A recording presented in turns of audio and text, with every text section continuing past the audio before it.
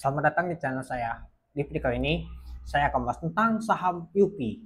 Ya, kalau kita lihat teman-temannya setiap kali penutupan bursa, ternyata saham UPI ditutup di zona hijau, kembali ditutup di zona merah.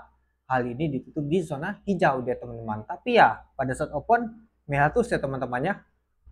Nah, kalau kita lihat sih untuk harga IPO-nya di 2390, ternyata hari ini balik lagi ke harga IPO.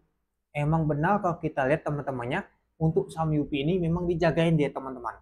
Nanti kita lihat untuk bakas samalinya. Ya, sampai saat ini aja nggak ditutup di zona merah sama sekali. Kemarin di zona merah teman-temannya, maksudnya itu nggak jatuh banget ya teman-teman. Seperti dijagain untuk saham UPI ini itu.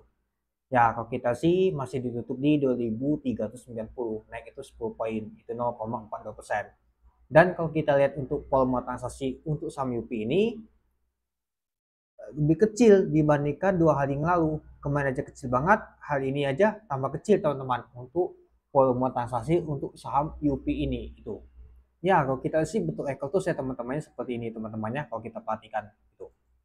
Ya, pada saat penutupan ternyata tarik garis lagi naikkan ke atas dia itu.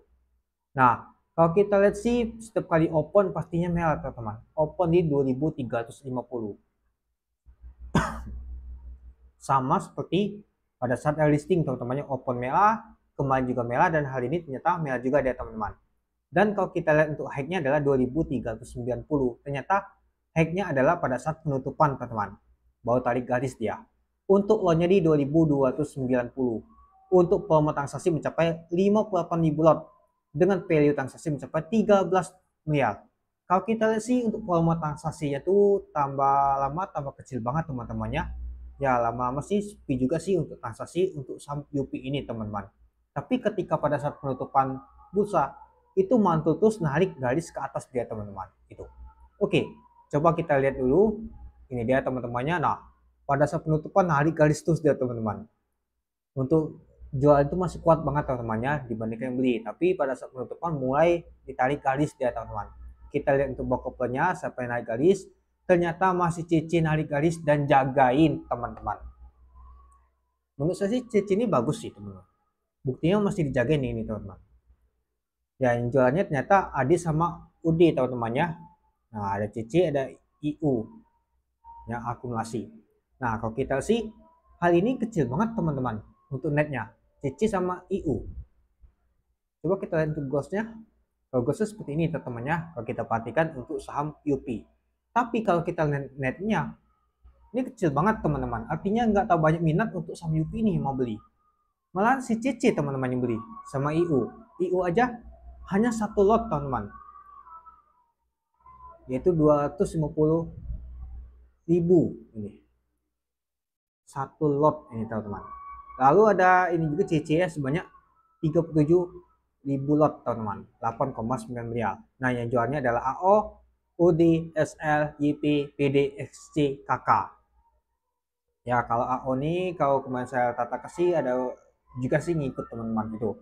Ya, jadinya kalau kita tarik data dari tanggal 25 dari listing sampai saat ini, itu CC paling banyak teman-teman pegang barang. Lalu U sama TP. Artinya kalau kita simpulkan ini bank ini ya paling banyak sekali dipegang underwriter masih teman-teman itu. Dan juga ya ada asing juga ya teman-temannya. Kalau kita perhatikan sih memang asing sih yang paling banyak pegang ini teman-temannya. Ya mungkin ya investornya untuk PSP-nya pindah tuh ke asing, ya mungkin ya asing ya teman-temannya yang jagain ini untuk saham UP ini itu. Ya kalau kita lihat memang tekanan jual tuh kuat banget. Malah kalau kita sih hanya dua ini yang akumulasi teman-teman. Dan juga kalau kita lihat untuk CC ini apakah CC asing, masih lanjut asing teman-teman, 4,4 miliar. Sedangkan kalau kita lihat untuk domestiknya lumayan juga teman-temannya.